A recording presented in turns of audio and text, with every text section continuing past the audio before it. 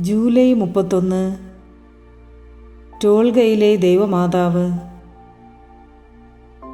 ടോൾഗയിലെ ദൈവമാതാവിൻ്റെ രൂപം വിശുദ്ധ റോസ്റ്റാവ് ഹൈറാർക്ക് പ്രൊക്കോറസിന് 1314 ഓഗസ്റ്റ് 24 പ്രത്യക്ഷപ്പെട്ടത്.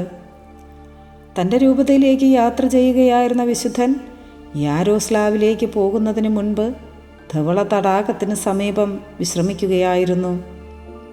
അർദ്ധരാത്രിയായപ്പോൾ തടാകത്തിന് മുകളിൽ ഒരു ഉജ്ജ്വല പ്രകാശം കാണുകയും അതിൽ മാതാവിൻ്റെ രൂപം അന്തരീക്ഷത്തിൽ ദൃശ്യമാവുകയും ചെയ്തു. അത്ഭുതപരതന്ത്രനായ വിശുദ്ധൻ ഏറെ നേരം അവിടെ നിന്ന് പ്രാർത്ഥിച്ചു.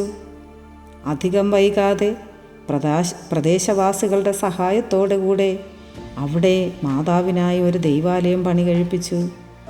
മാതാവിൻ്റെ സ്വരൂപം അവിടെ സ്ഥാപിക്കുകയും ചെയ്തു. ജൂലൈ 31 തിരുനാൾ ആഘോഷിച്ചു വരുന്നു. Ave Maria.